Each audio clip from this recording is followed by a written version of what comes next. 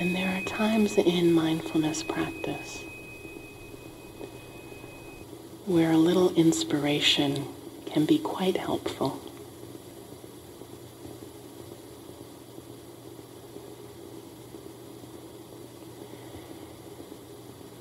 And there is a MBSR practice called the Mountain Meditation,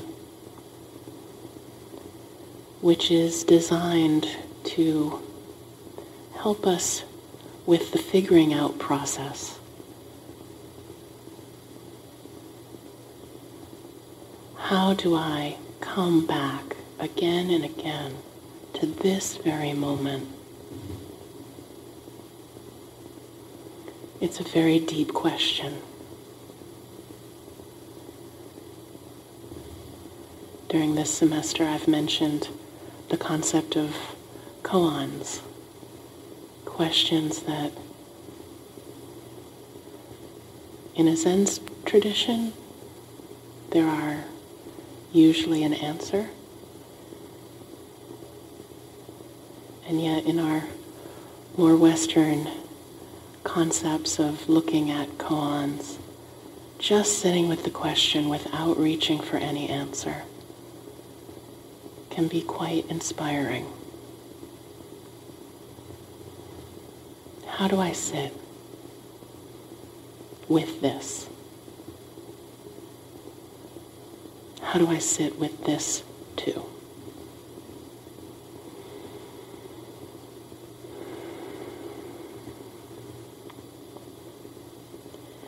And I'll read a quote from Jon Kabat-Zinn about the mountain meditation.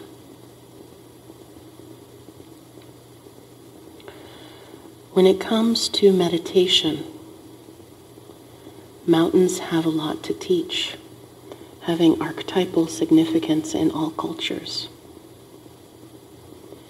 Mountains are held sacred, embodying dread and harmony, harshness and majesty. Rising above all else on our planet, they beckon and overwhelm with their sheer presence. In meditation practice, it can be helpful sometimes to borrow these wonderful archetypal qualities of mountains and use them to bolster our intentionality and our resolve to hold this moment with an elemental purity and simplicity. The mountain image held in the mind's eye and in the body can freshen our memory of why we were sitting in the first place, and of what it truly means each time we take our seat to dwell in the realm of non-doing. Mountains are quintessentially emblematic of abiding presence and stillness.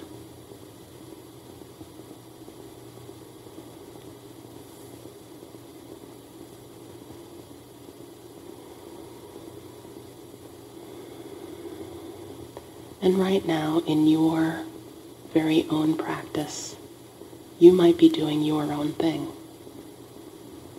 It could be breath awareness, body awareness, open awareness. And if that's what's serving you best right now, you're very welcome to stay with it.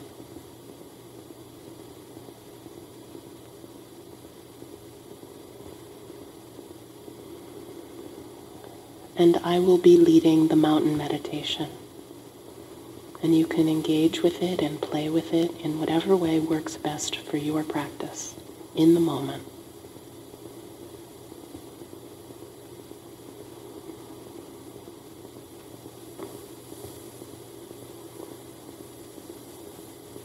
So knowing that you are where you are and feeling how you feel, it is possible to mindfully bring an image to mind and know that you have an image in your mind.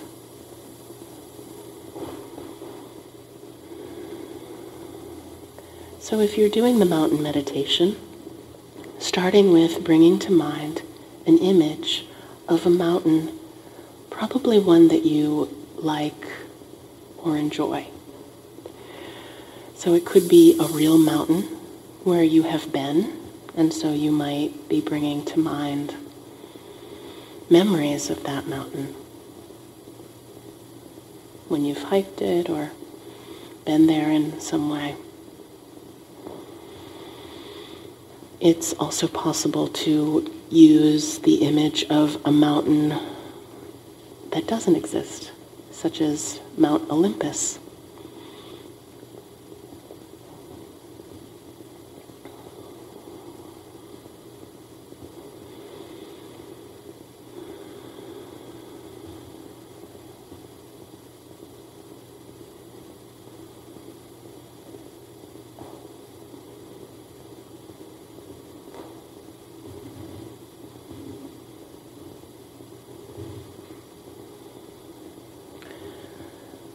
As Jon Kabat-Zinn said, we're working on borrowing qualities that inspire us to stay present and aware.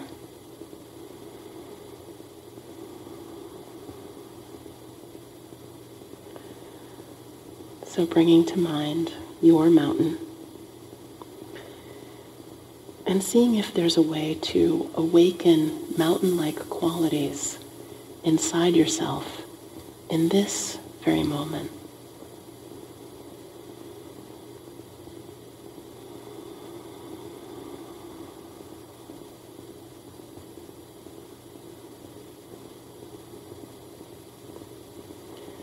And you can do that in any way that works for you.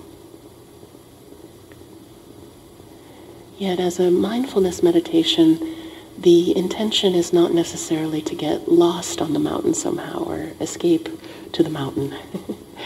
The idea is to be present and here, and yet borrow mountain-like qualities so that you can awaken inspiration to stay present.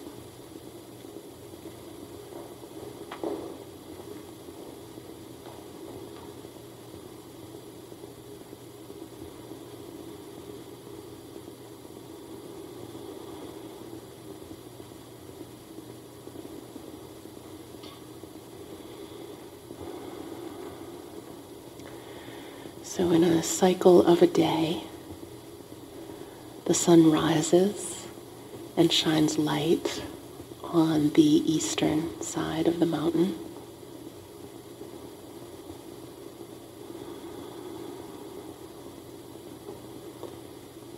As the sun continues up, it comes overhead and then starts to set on the western side of the mountain.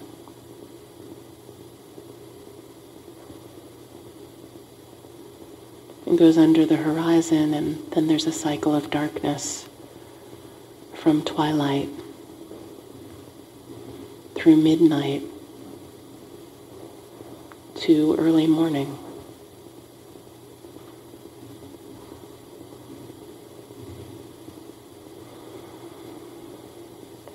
And through the cycle of this day,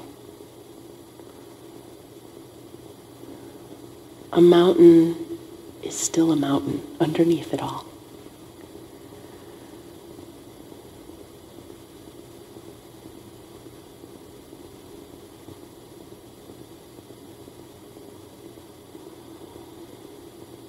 The arising of patterns of light and then darkness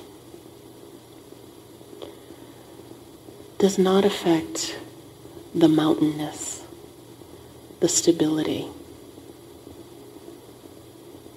It doesn't affect that which makes a mountain present.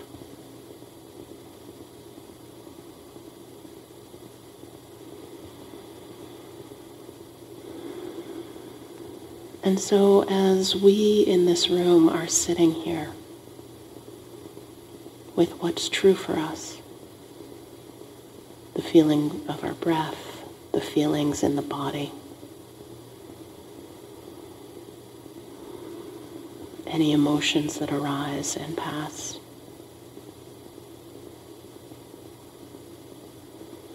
if you're choosing to do this, perhaps seeing if there's a way for you to stay very grounded and still and present through the cycles of light and dark that happen here.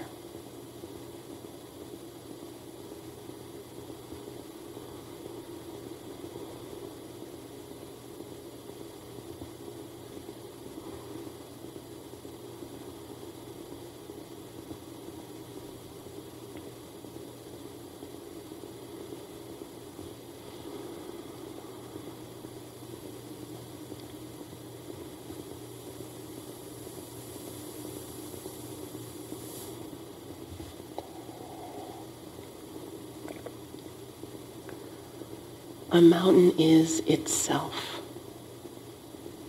through all the cycles of the day.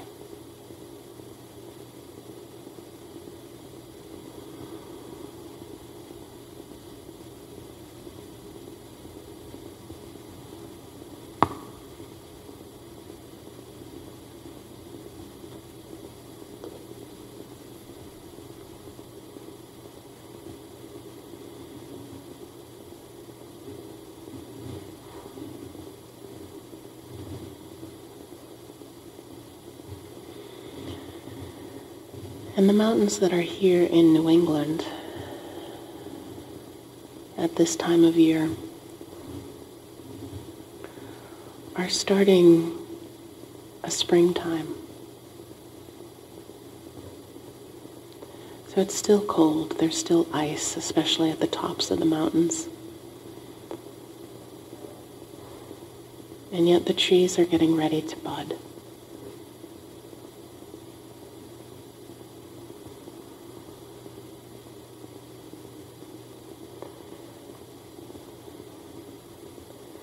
And underneath both the ice and the movement of sap in the trees, the mountain is still being itself. The mountain is abiding, even with the anticipation that springtime can kind of denote.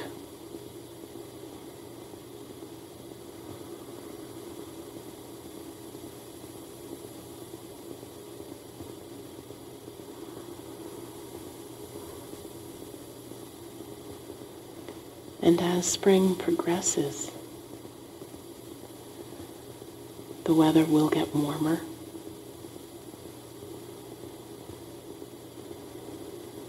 The buds will grow and then even produce leaves or flowers.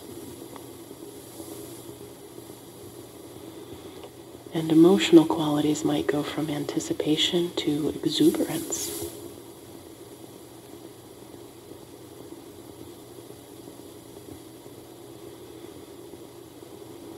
And still the mountain is an abiding presence underneath it.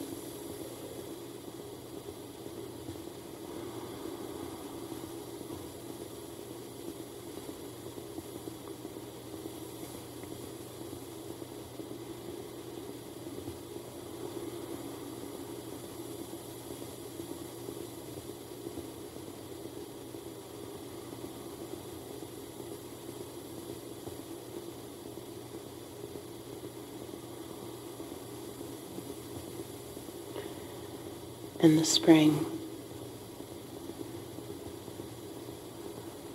will go deeper into heat and become summer.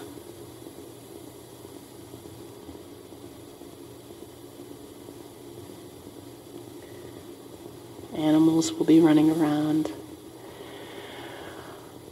Hikers might come and visit the mountain. And sometimes I call these human visitors to the mountain tourists. And the tourists come and look at the mountain and decide things. Oh, that mountain is so tall and wonderful. Oh, that mountain is too tall and too smelly, whatever it is, right? The tourists have their opinions of the mountain. And yet that doesn't really affect the mountain's being. the mountain's abiding presence. When people come and go, the mountain is still. And the mountain is still the mountain.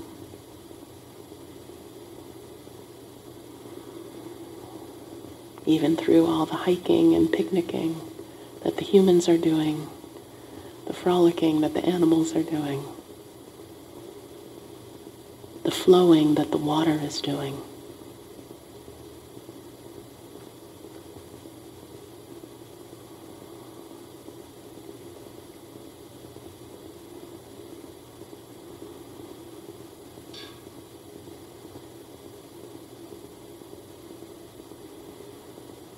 And so one of the questions for us as meditators is, during times of enthusiasm, is it possible for me to still abide and be present here?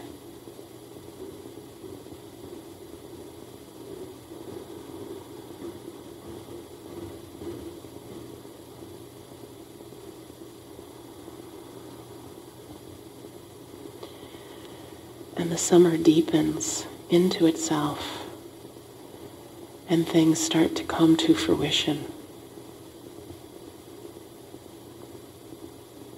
A time of harvest.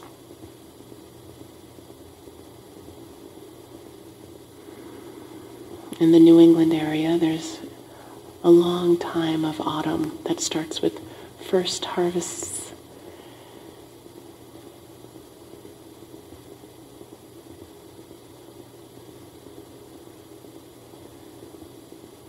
And then more and more things ripen as the weather starts to cool.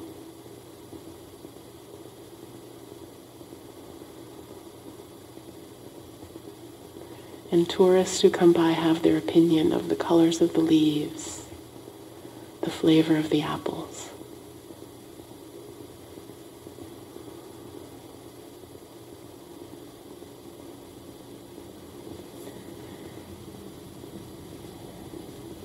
And the mountain is just being itself.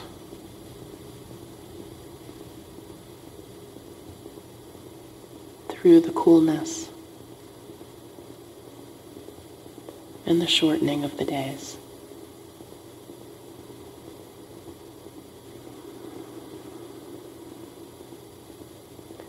And the time of harvest ripens and passes into the time of compost, where there are no more leaves left on the trees. And the snows start to fall.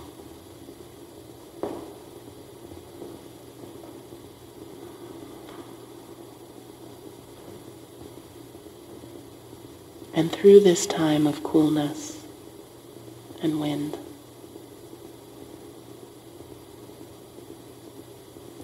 the mountain is still the mountain underneath it all. The weather might very well give the mountain a weathered experience, a weathered look.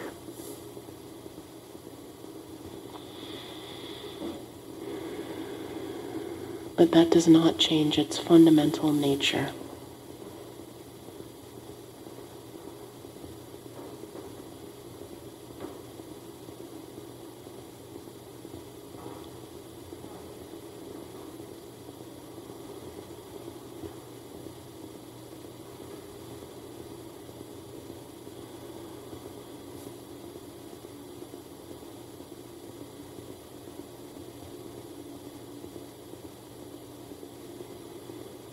And as the snows deepen and the ice piles up,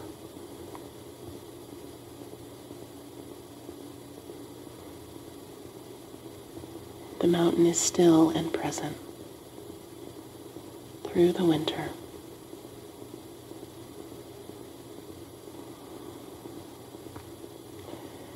And the tourists might visit. They might go for a ski vacation. And they might have their opinions about the quality of the snow, or the way the trail is, or the trees interfere in some way. They have their opinions.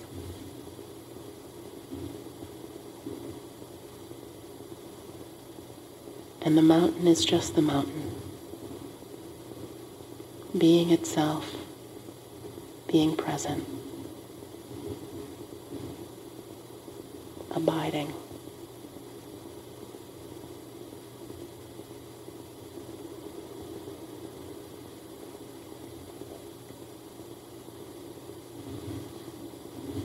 And as we're borrowing these qualities from a mountain, there can be a koan type question. Can I be still and present even when things feel cold, even when it feels as though I am frozen under ice in some way? Can I be here with it, being what I am?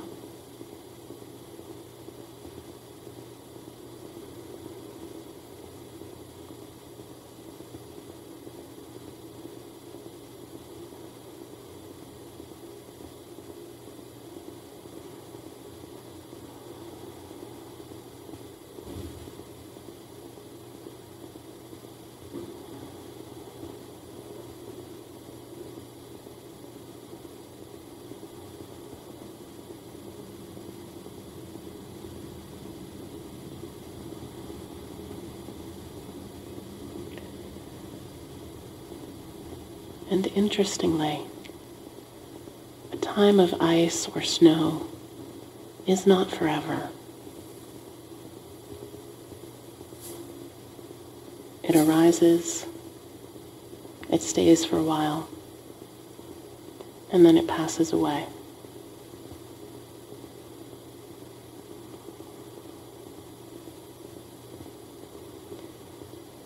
And the early time of spring starts to show through the ice.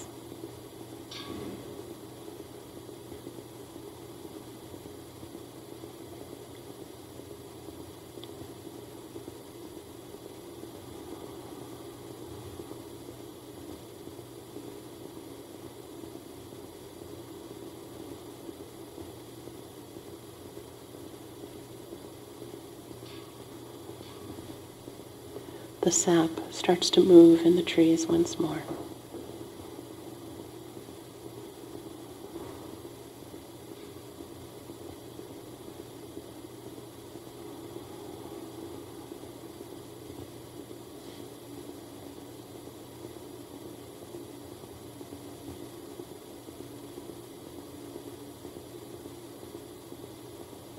The mountain transcends particular shape or form and is simply here now.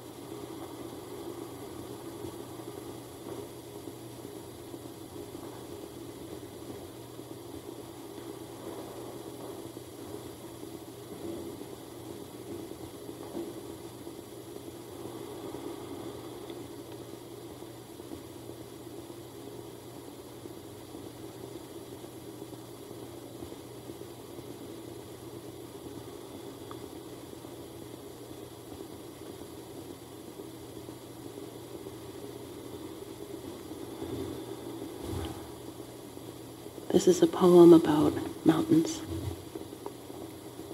by Lipo. The birds have vanished into the sky, and now the last cloud drains away. We sit together, the mountain and me, until only the mountain remains.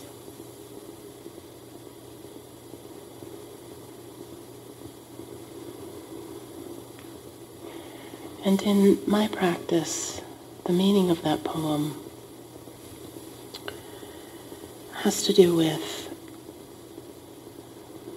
Shavasana pose, really. Sorry about that twitching.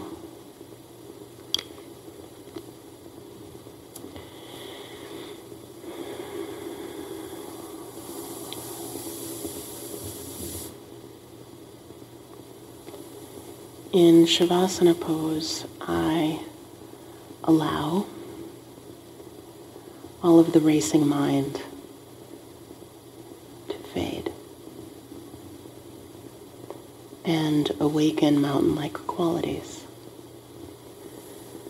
So if I'm sitting with a mountain until only the mountain remains, it's like my racing mind that's chasing after things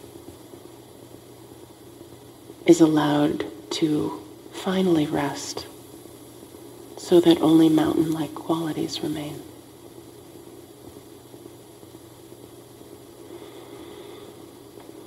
So I'll read it a second time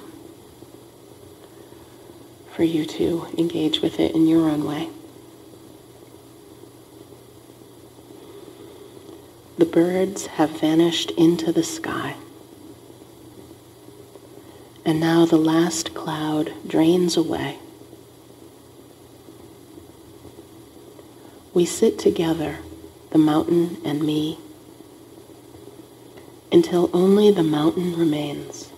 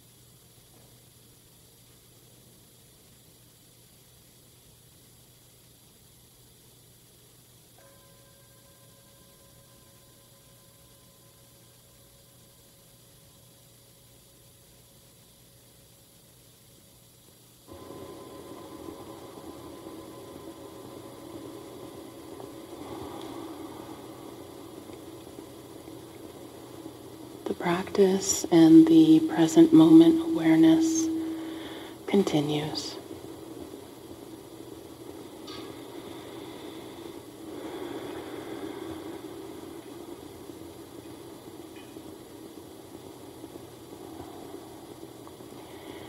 And it is now time for dinner practice.